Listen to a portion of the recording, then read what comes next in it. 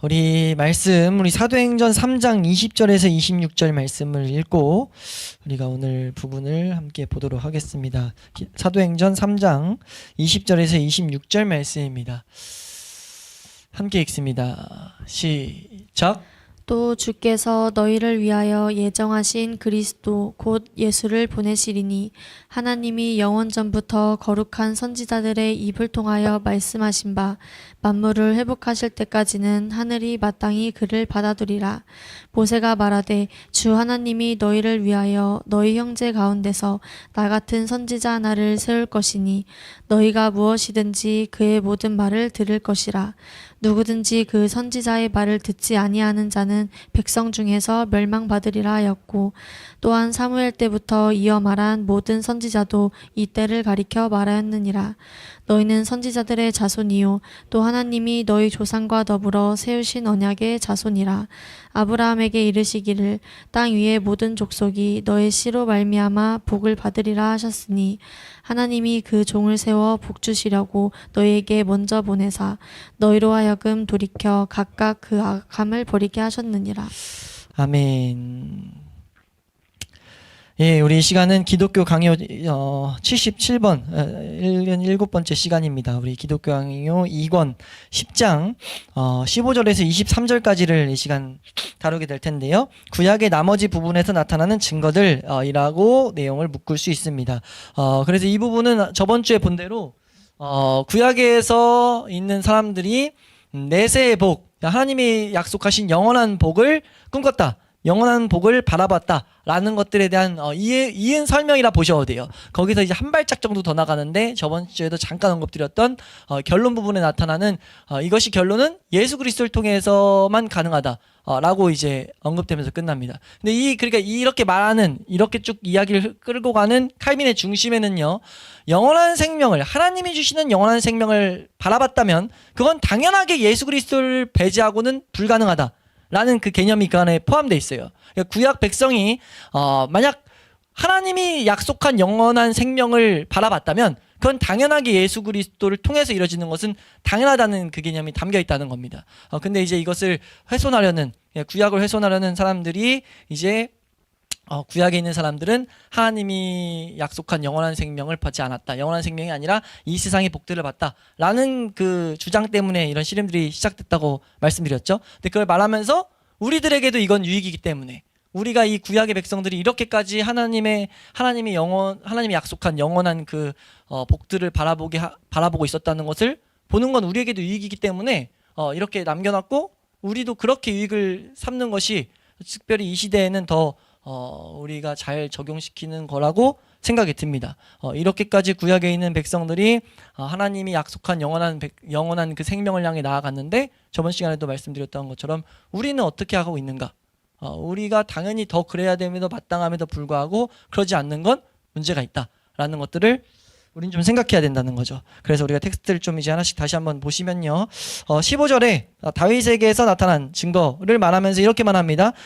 우리가 모세까지만 봤다. 이 앞에서는 모세에 대해서까지, 모세 시대까지만 했는데 시기적으로 다른 사람들보다, 그러니까 이거는 다른 선지자보다 이제 시간적으로 앞선다는 것을 지금 말하고 있어요. 다윗이 앞섰는데 그래서 그 질서를 보더라도 희미하게 하늘의 신비에 대해서 말했다. 그러나 목표를 제시했는데 여기 한번 읽겠습니다. 541페이지 밑에서 세 번째 줄 다음의 말씀은 이라고 한 부분을 다음 페이지 문단 끝날 때까지 읽겠습니다. 시작. 다음의 말씀은 그가 이 땅의 삶에 어느 정도나 가치를 두었는지를 잘 보여준다. 나는 주와 함께 있는 나그네이며 나의 모든 조상들처럼 떠도나이다. 나의 일생이 주 앞에는 없는 것 같사오니 사람은 진실로 모두가 허사뿐이니이다. 진실로 각 사람은 그림자같이 다니고 헛된 일로 소란하며 주여 이제 내가 무엇을 바라리요 나의 소망은 주께 있나이다. 네, 다윗이 어디에 소망을 두고 있는지를 다윗은 분명하게 계속 고백했다는 거죠. 그래서 이 땅에 견고한 것이나 안정된 것이 아무것도 없음을 고백하면서 이 다음에 나오는 말입니다. 하나님을 믿는 확고한 믿음을 붙드는 것에선 이제 붙드는 자는 자기 행복을 다른 곳에서 찾는다. 하나님에게서 찾는다라는 거거든요. 다윗은 그렇게 살아갔다는 거죠. 그래서 다윗이 말한 것 중에 주의 장막에서 한 날이 궁전에서 첫날보다 낫다. 이런 고백들이 나온 이유를 우린 분명하게 바라봐야 된다는 거예요. 다윗은 왕이었음에도 불구하고 이 세상에 누릴 게 가득했음에도 불구하고 하나님께 소망을 둔 거죠. 바울이 나는 배부름에도 처할 줄 안다 라고 말했던 그것처럼 배불러도 배부름 때문에 만족하는 것이 아니라 나의 만족은 하나님께 있다, 이런 고백이거든요. 우리가 그것들을 당연하게 배우고 우리가 그것을 목표로 삼아야 된다, 우리의 표대로 삼아야 된다라는 것들, 우리는 좀 이런 고백들, 이런 말씀들 앞에서 비춰봐야 될 줄로 믿습니다. 우리 이 부분도 좀만 더 보시면요, 542페이지 이거 15절 안 끝났을 때 마지막 문단 바로 위에 세 줄 올라가면 천지가 없어지더라도, 우리 여기 보이시나요? 여기 부분도 한번 읽겠습니다. 시작. 천지가 없어지더라도 경건한 자는 주 앞에서 굳게 선다면 그들의 구원은 바로 하나님의 영원하심과 연계된다는 뜻이 되는 것이다. 이렇게 다윗은 살아갔다는 거죠. 왜 이렇게 살아갔냐면요, 이 마지막 문단에서 말하는데요, 공의와 구원이 영원할 것을 이제 말하는데, 이게 공의와 구원이 하나님께 영원할 것을 말하는 게 아니라 칼빈이 해석하는 거예요. 이건 경험적인 측면에서, 특히 다윗의 측면에서 이 하나님의 공의와 구원을 이 세상에서 경험해 봤더니, 이거는 이 위에 방금 읽었던 천지가 없어지더라도 경건한 자는 절대 그 인생이 불안정하지 않다, 요동할 필요가 없다라는 것들을 이제 다윗은 고백하며 살아갔다는 거죠. 그러니까 우리가 이 세상에서 하나님의 공의와 하나님의 그 구원, 우리를 건지시는 것들을 우리가 경험하는 건 너무나 큰 귀한 자산인 것들을 좀 배울 필요가 있습니다. 시편 119편에 계속 말했죠. 우리가 고난 가운데 건지신 손길을 이렇게 경험하는 원리들을 말한 이유가 뭐냐면, 그 말씀의 원리로서 우리가 고난 가운데 하나님의 말씀이 날 건지시는 것을 경험하고, 그 건지심, 구원을 경험하고 하나님의 판단들을 배울 때 우리의 소원이 계속해서 하나님께로만 옮겨지는 것들을 우리는 경험하게 될 거예요. 이건 다짐의 영역이 아닌 것을 우리는 좀 알아야 되죠. 내가 이 세상 것들을 버리고 하나님을 섬겨야지, 이렇게 다짐해서 가라는 영역이 아닙니다. 가라고 성경이 그렇게 우리에게 요구하지도 않고요. 안 되기 때문에 위선을 만들 뿐입니다. 근데 분명히 우리가 하나님 나라를 향해서 시선이 옮겨지는 것은 하나님의 그 판단들, 공의로움과 하나님의 구원을 배울 때라는 것들을 우리는 이런 말씀들을 통해서 배워야 됩니다. 그리고 이제 16절에 이제 시편에 나타난 증거를 말하고 있는데요. 이거는 다른 번역에 보니까 경건한 자들의 번성과 고난이 지닌 현세 너머의 의미, 그러니까 경건한 자들이 이 세상에서의 번성하는 거, 고난, 그것들이 지닌 그 영원한 생명의 빗대서의 의미를 이제 칼빈이 좀 설명을 했다라고 보는 거죠. 그래서 우리 첫 번째 줄에서 세 번째 줄만 보시면요, 16절 함께 읽습니다. 시작. 그리고 시편에 나타나는 여러 구절에서 신자들의 번영에 대해서 노래하고 있지만 그 번영을 하늘의 영광에 적용시키지 않고서는 그 의미를 제대로 파악할 수가 없다.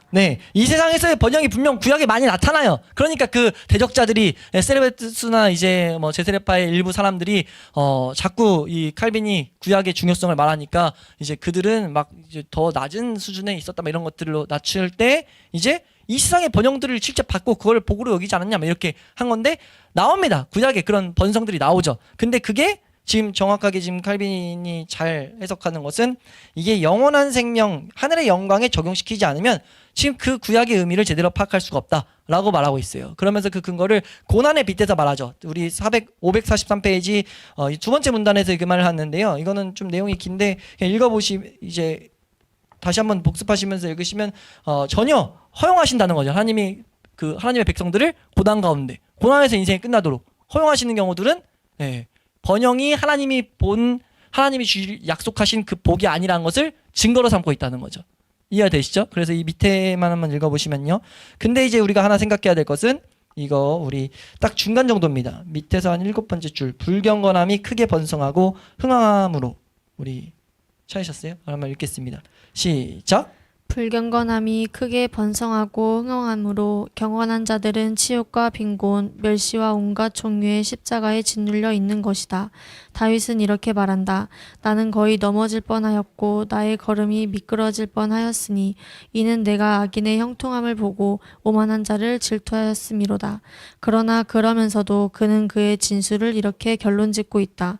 내가 어쩌면 이를 알까 하여 생각한즉 그것이 내게 심한 고통이 되었더니 하나님의 성소에 들어갈 때에야 내가 깨달았나이다.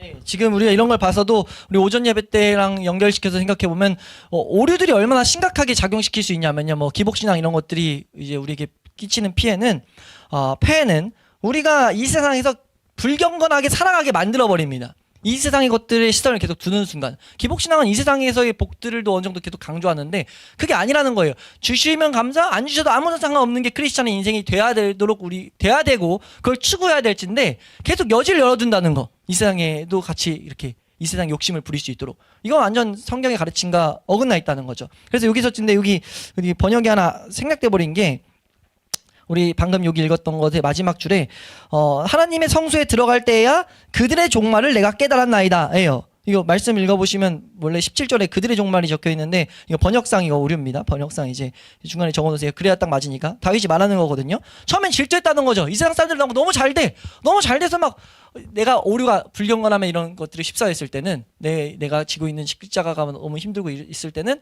그것들 때문에 이게 내가 뭐 하나님 앞에 잘못된 거 아닌가 뭐 이런 여러 가지 생각들이라고 볼 수 있죠. 그런 게 왔었는데 이제 하나님의 성소에 들어가서 임재 가운데 하나님을 더욱더 알아가다 보니까 이제 그들의 종말을 깨달았다. 전혀 부러워할 게 아니구나. 이 세상에서 막 복받고 잘 되고 있는 거 전혀 부러워할 게 아니구나 라는 걸 깨달았다라고 지금 말하는 구절이거든요. 근데 이제 그들의 종말이 들어가야 지금 사실 이 단락에서 주는 메시지에 딱 이렇게 마침표를 찍는 거여서 잘 적어 놓으시면 좋겠습니다. 543페이지 이제 현세를 넘어서 내세를 바라봄. 우리 첫 번째 줄에서 네 번째 줄 한번 읽어보시고 이제 설명드리면 한번 읽겠습니다. 시작. 그러므로 다윗의 이러한 고백에서 배워야 할 것은 하나님께서 그의 종들에게 약속하시는 바를 이 세상에서 거의 혹은 전혀 이루지 않으신다는 것을 구약시대의 거룩한 족장들이 잘 깨닫고 있었다는 것이며 또한 그들이 마음을 하나님의 성소에게로 높이 들어올려서 이 땅의 삶의 그림자 속에 나타나지 않는 것이 거기에 감추어져 있음을 보았다는 사실이다. 네, 이건 우리도 너무 배워야 되는 거죠. 지금 우리 믿음의 족장들, 거룩한 그 족장들이 잘 깨닫고 있었어요. 이 세상에서의 복락이 아니다 하나님 약속하는 거든 하나님이 주시는 그 참된 복락을 더욱더 바라보는 삶을 살았다는 거죠. 이 믿음의 족장들도 우리가 이건 지금 신약 성도들도 마찬가지예요. 우리 다음 페이지로 넘어가서 544페이지 밑으로 6번째 줄 내려가셔서 중간 이 겉으로 보이는 세상이 함께 읽습니다. 시작. 이 겉으로 보이는 세상이 하나님 나라의 나타남으로 말미암아 뒤집어질 때가 아니라면 대체 신자들의 아름다움과 은혜가 어디에서 나타나겠는가? 그들은 눈을 들어 영원을 바라보면서 이 땅의 온갖 재난들이 주는 일시적인 고통을 멸시하였고 다음과 같은 말을 두려움 없이 내어 뱉었던 것이다. 그가 너를 붙드시고 의인의 요동함을 영원히 허락하지 아니하시리로다. 하나님이여 주께서 그들로 파멸의 웅덩이에 빠지게 하시리이다. 이게 우리의 신앙의 표대가 돼야 될 줄로 믿습니다. 우리는 이 신앙까지 나아가야 돼요. 우리는 빌립보서에서 바울이 말하는 것처럼 우리의 시민권은 하늘에 있는 지라라는 것들이 삶의 실제적인 모습으로 나타나기를 계속 삼아야 됩니다. 그게 신앙이 자라가고 있다는 증거예요. 내가 하나님과 교제한다는 증거죠. 하나님과 교제한다면서 이 세상 것들을 계속 추구하는 마음이 내 안에 있다? 그건 교제한 게 아닙니다. 이 시대 너무 거짓 가르침이 뭐예요? 거짓 오류가? 하나님과 교제했다고 그러면서 교회 안에서 뭔가 잠깐 막 이렇게 뭐 와요. 뭔가 오고 막 감격을 느껴요. 교제했대요. 교제했는데 세상 나가선 세상 그대로 다 추구하고 있어요. 그거 교제 아니에요. 왜 아니냐면요. 하나님과 교제했다고 그러면 하나님의 아름다움과 영광을 봤다는 거거든요. 아니 하나님의 영광을 봤는데 어떻게 하나님께 더 시선을 돌려지지 않을 수가 있냐는 거예요. 이게 성경의 인물들의 가르침입니다. 만약 우리가 진짜 하나님이 스스로 계시하시는 그분을 봤다면, 그분을 좀 더 알았다면 어떻게 그분께 마음을 더 안 드릴 수 있겠냐는 거예요. 맞잖아요? 조금만 생각해봐도 그분의 아름다움을 성경에 얼마나 말하고 있고 그분의 지혜와 그분의 한없는 그 능력들을 얼마나 말하고 있는데 그분을 교제를 봤어요. 근데 이 세상이 너무 좋아 계속. 이건 교제가 아니야.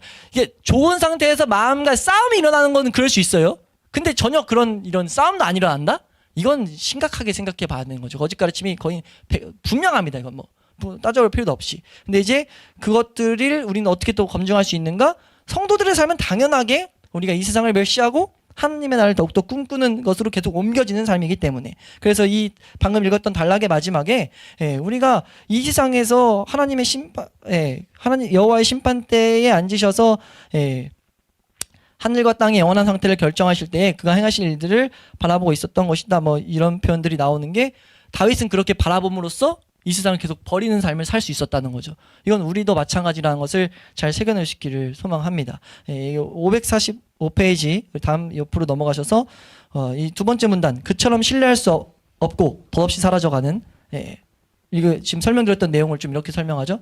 한번 읽겠습니다. 시작. 그처럼 신뢰할 수 없고 덧없이 사라져가는 세상의 복들에 기대어 마음의 평안을 찾는 어리석은 자들을 이렇게 조롱하고 있다는 사실에서 우리는 우선 지혜로운 자들이 그런 것과는 전혀 다른 종류의 행복을 추구했다는 것을 알게 된다. 네, 우리가 이런 걸 통해서 구약의 백성들이 정말 우리가 생각하는, 우리가 같이 보게 되는 영원한 것들을 꿈꾸고 있었다면 그들은 당연히 그리스도를 바라봤고 그리스도를 통해 구원받는 건 당연하다. 이게 지금 칼빈의 논리예요. 너무 탁월한 논리입니다.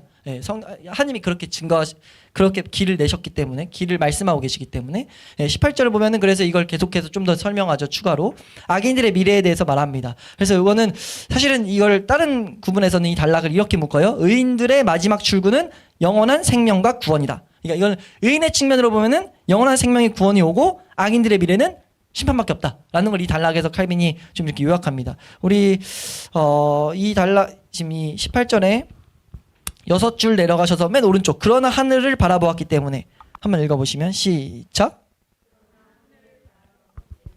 그들은 그들은 성도들이 여호와의 손에 의하여 잠시 십자가의 고난을 겪으나 영원히 주의 자비를 얻을 것임을 인정했던 것이다. 네, 이게 지금 우리의 삶이 돼야 되기 때문에 한번 좀 읽었습니다. 우리가 계속해서 하늘을 바라볼 때 우리가 이 세상의 고난을, 우리가 잠시, 로마서 8장처럼 그렇게 여길 수 있다는 것. 그래서 이 세상에서의 번영을 보고 부러워할 수밖에 없는 우리 육체적 마음이 드는 건 당연한 거거든요. 이 세상 것들이 막 좋은 거, 더 부귀영화 이런 것들이 육신이 보기에는 막 반짝반짝 거린다고요. 그게 야고보서 2장에서 나오잖아요. 야고보서 2장에 교회 안에 들어와서 교회 안에서 비싼 옷, 막 능력 있는 사람이 들어오니까 내 옆에 앉으세요, 내 옆에 앉으세요 하는데 그거 보고 이제 영광의 주가 너 영광의 주 보고 있냐 이런 식의 책망이 나오는 그 장면이거든요. 교회 안에서까지 들어온다는 거예요. 들어오지만 우린 그걸 잘못했다 라고 말해야 된다는 거죠. 야고보서에서 말하고 있는데, 그것들을 지금 우린 좀 이렇게 적용을 시켜야 됩니다. 그래서 여기 마지막 545페이지 밑에 문단, 이것도 좀 읽으시면 너무 내용들이 잘 정리되어 있어서 이 구절들을 통하여 시작. 이 구절들을 통해서 우리는 성도들이 아무리 괴로움에 시달리더라도 그들의 결국은 생명과 구원이며 악인의 길은 즐겁고 행복한 것처럼 보이지만 점점 죽음의 소용돌이 속으로 미끄러져 들어가는 것임을 옛 조상들이 잘 알고 있었음을 알 수 있다. 네, 이런 식으로 계속해서 이제 칼빈은 찾아냈습니다. 이런 것들이 신약 성도에도 유익이기 때문에 찾아낸 거예요. 구약에 있는 거룩한 성도들이 얼마나 하나님의 나를 바라봤는지를 보는 건 우리에게도 유익이다. 그래서 19절 보면 욥의 증언에는 불멸성, 죽음 이후의 불멸성을 설명하는 챕터입니다. 그래서 이건 좀 읽으시면 되고요. 여기서 좀 중요한 성구가 나오는 건 13장 15절이죠. 그가 나를 죽이실지라도 나는 그를 의뢰하리라 라는 이런 구절을 통해서 죽음이 정말 이 세상이 기준이 아니었구나 라는 것들을, 죽음 이유를 또 보고 있었구나 라는 것들을 보게 되죠. 근데 이제 여기서 이제 그 다음 문단에 시작할 때 나오는 건데, 트집 잡기를 좋아하는 자들, 계속해서 공격하는 자들, 그러니까 어떻게든 좀 공격을 하려고 하는 자들은 이런 말 한다는 거예요. 그건 구약에 있는 몇몇 사람들만이었잖아 라고 말한다는 거죠. 맞긴 하거든요. 몇몇 사람만이었어요. 신약과는 다릅니다. 신약에는 성령시대 오순절 이후에 모든 성도들에게 이 열매들이 펼쳐져 있다면 구약엔 몇몇 사람이에요. 근데 그걸 칼빈은 뭐라고 정확하게 설명하냐면, 이 밑에 이건 세 줄 좀 읽으면 좋겠는데요. 우리 546페이지 밑에서 네 번째로 올라가시면 그들은 성령으로 말미암아, 함께 읽습니다. 시작. 그들은 성령으로 말미암아 일반 백성들의 교사들로 지명된 자들이므로 그들이 가르치도록 지명함을 받은, 또한 백성들의 신앙의 원리가 되어야 마땅할 하나님의 신비한 도리들을 널리 공부한 것이다. 네, 오히려 지금 이렇게 말하는 거죠. 모든 이제 백성들의 신앙의 원리가 되어야 될 것을, 하나님의 신비한 도리들을, 그 원리들을 공표한 것이다. 하나님의 나를 바라보고 살아가는 것이 성도의 삶이야 라는 것들을 가르치도록 본을 세운 거죠. 본을 세웠다고 지금 이제 탁월하게 해석하고 있습니다. 그래서 우리가 이 부분을 보면서 계속해서 중간중간 말씀드렸지만, 우리가 적용시켜야 되는 것은 우리의 삶이, 우리도 마찬가지로 우리의 삶이 이 땅을 마땅히, 이 삶을 마땅히 추구해야 된다라는 결론을 좀 우린 지어야 되죠. 이 땅이 아니죠. 이 삶, 하늘나라를 꿈꾸는 삶, 그거를 마땅히 추구해야 된다라는 결론을 우리는 새겨야 됩니다. 우리 지금 궁극적으로 지금 이걸 좀 더 넓게 한번 설명드리고 가면은 이게 지금 율법을 통해서 주는 유익을 통해서 우리가 얻게 되는 이제 도다른 그런 장소라고 봐도 무방해요. 우리 앞에서 율법을 보면서부터 이어지고 있잖아요. 하나님의 계명들을 세워놓고 철저히 율법의 일기능 예수 그리스도만을 계속해서 찾게 하는, 내 죄를 보게 하고 예수 그리스도의 도우심을 계속 찾게 할 때 예수 그리스도 안에서 위로와 예수 그리스도의 그 지혜와 하나님 아는 것들이 올 때 결국 우리가 도달할 곳은 영원한 생명이란 거예요. 그래서 지금 우리가 믿음의 선배들이 이렇게 신앙의 길을 걸었다는 것들을 좀 보게 되죠. 547페이지 이건 위에 두 줄만 읽겠습니다. 위에 두 개만 읽어보시면 뒤에는 더 자세히 안 나온 이유가 여기 있습니다. 두 줄 한번 읽겠습니다. 네 줄 읽겠습니다. 시작. 후기에 선지자들에게로 내려오면 우리는 말하자면 우리의 마당에 온 듯 자유롭게 걸을 수 있다. 왜요? 너무 비슷하니까 이제 시작과 비슷해지는 것들을 본다. 더 빛이 밝아졌다. 이런 표현들을 위해서도 칼빈이 썼는데 이어서 좀 읽겠습니다. 두 줄만 더 읽을게요. 시작. 다윗과 욥과 사무엘서의 경우에 우리의 논지를 별 어려움 없이 입증했다면 선지자들의 글에서는 그보다 훨씬 쉽게 입증할 수가 있기 때문이다. 네, 이런 모습들을 더 쉽게 발견할 수 있다는 거죠. 근데 이제 여기서 좀 중요한 내용이 547페이지 밑에 문단입니다. 그러나 여기서 한 가지 경계해 둘 것은, 이건 좀 잘 읽어보겠습니다. 시작. 그러나 여기서 한 가지 경계해 둘 것은 내가 이미 독자들의 손에 쥐어준 열쇠를 가지고 길을 열어가야 한다는 것을 기억해야 한다는 것이다. 곧 선지자들이 신자들의 복락을 말씀하지만 이 땅의 삶에서 볼 수 있는 행복은 거의 흔적조차 나타나지 않으므로 우리로서는 다음과 같은 특성을 염두에 두어야 하는 것이다.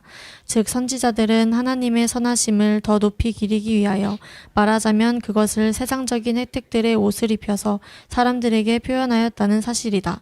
그러나 동시에 그들은 그 백성들의 생각을 높이 들어 올려서 이 땅의 초등학문과 멸망하는 이 세대를 뛰어넘도록 하고 그리하여 장차올 영적 생명의 복락을 필연적으로 받아보도록 만든 것이다. 네, 이렇게 구약을 해석하면 진짜 탁월한 해석입니다. 구속사적 해석이어서 성경을 예수님이 요한복음 5장에 말씀한 그 의도대로 해석한 거예요. 사도가 이제 이 칼빈도 이 중간중간 말하거든요. 이렇게 말하는 이유, 그거는 사도들과 결국 선지자들의 가르침이었기 때문에 지금 이렇게 말하는 뒷받침을 거기서 찾거든요. 사도들과 선지자들이 이렇게 봤기 때문에 구약을. 사도들과 선지자들이, 특히 사도들이 신약을 쓰면서 구약을 인용할 때 딱 이 시선으로 인용하거든요. 그래서 칼빈이 그 시선을 발견해서 말하는 거여서 그 말에 자신의 가르침이 아니라 사도들의 가르침이기 때문에 거기에 타당성을 얻습니다. 우리가 에베소서 보면서 봤던 것처럼 그 터 위에 있었던 그 개념을, 원리를 칼빈도 알았기 때문에. 그래서 이것을 좀 빼내서 이렇게 가르쳐주는 것은 정말 우리에게도 탁월한 스승이다라고 우리가 배울 수 있죠. 구약을 볼 때 우리는 이런 눈으로 보면은 정말 큰 유익들을 더 볼 줄로 믿습니다. 이 세상의 복들이 보일 때 그것이 다 영원한 복과 연결시켜서 봐야 된다. 이런 하나의 키를 주고 있죠. 21절, 22절은 생략 그냥 읽어보시면 되고요. 읽어도 될 것 같고요. 결론으로 가셔서 23절 보시면 이거를 또 이제 다른 번역에는 구약 백성에게도 그리스도 안에서 영적이고 영원한 삶을 약속함이라고 이제 묶어놨어요. 왜냐하면 그걸 말하기 때문에. 우리 네 줄만 읽으면 좀 되겠습니다. 위에서 네 줄. 시작. 두 가지 사실이 남아있는데 그것은 곧 구약의 조상들이 그리스도를 그들의 언약의 보증으로 삼았다는 것과 미래의 축복에 대한 모든 소망을 그리스도 안에 두었다는 것이다. 이 사실들에 대해서는 구태여 입증하고자 애쓸 필요가 없다. 이 사실들은 논란의 소지도 적고 또한 더 분명하기 때문이다. 네, 이건 뭐 설명할 필요 없다는 거죠. 논쟁 여지 없다. 이렇게까지 이걸 받아들였다면, 넷을 바라본 걸 받아들였다면 이 부분은 당연하게 논지의 여지가 없습니다. 그렇게 이제 결론이 지어지는데, 제가 이걸 쭉 읽으면서 제가 좀 나름대로 또 결론을 내린 것은 이 챕터 이 문단을 특히 읽으면서 이 위험스러운 것이다. 보시면 이 문단의 마지막에 다른 것이 아니라 그저 배를 채우는 것이나 육신의 쾌락이나 쭉 읽으면서 정신 나간 것이고 위험한 것이다 라는 걸 봤는데, 보면서 생각하는 건 지금 우리 시대는 이것을 거의 강조 안 하는 지금 비극에 빠졌다 라는 생각을 좀 했어요. 이것이 뭐냐면 하나님의 나라를 꿈꿔야 된다. 좀 전 중간중간 말씀드렸던 이 세상을 멸시하고 하나님의 나라를 꿈꾸는 나그네의 삶을 살아야 된다 라는 강조가 너무 줄어들어가지고 이런 오류가 안 와닿아요. 이런 보면서 우리랑 지금 사실 좀 안 와닿지 않아? 저만 그런가요? 우리 보시면 구약에 있는 것들을 왜 이렇게까지 씨름하지? 우리 1500년대 종교개혁 시대 때는 지금 이런 싸움이 심했던 거거든요. 하나님 나라를 보는데 그걸 본을 삼기 위해서 구약의 인물들을 막 인용하니까 그게 아니라 우리만 더 받았어. 동일한 건 오를 가진 자들도 하나님 나라를 꿈꾸려고 하는 측면에서 이제 오류들이 막 발생했는데, 지금 우리 시대는 아예 하나님이, 이 세상을 위한 하나님이 너무 강력하다 보니까 전혀 잘못된 하나님이죠. 그러니까 하나님은 당연히 하나님의 나라, 천국이란 개념이 계속 있음에도 불구하고 하나님의 나라를 계속해서 꿈꿔야 된다는 성도의 기본적인 방향을 상실해버린, 어떻게 보면 모습을 우리가 너무 쉽게 보게 되죠. 그러니까 그렇게 말하면 그런 사람도 있지 뭐. 아니면 신앙생활이 뭐 대단한 사람들이지. 근데 신앙생활이 대단한 사람이 아니거든요. 기본이에요. 그러니까 이게 되느냐 안 되느냐가 신앙생활을 제대로 출발했냐 안 했냐로 봐도 하나의 또 중요한 시금석인데, 너무 이걸 우리가 강조 안 하는 비극에 빠져가지고 우리가 이런 오류를 안 와닿고 있다. 그러니까 우리가 이걸 보면서 우리는 하나님 나라를 사모해야 된다는 좀 이런 표대를 더 꿈꾸게 해달라는 것들을 우리가 좀 이렇게 새겨야 될 줄로 믿습니다. 우리 550페이지 이제 마무리하면요, 우리 위에서 첫 번째 줄인데 오른쪽 끝에서 그리스도께서 부활하신 그 순간에부터 한 6줄만 읽겠습니다. 시작.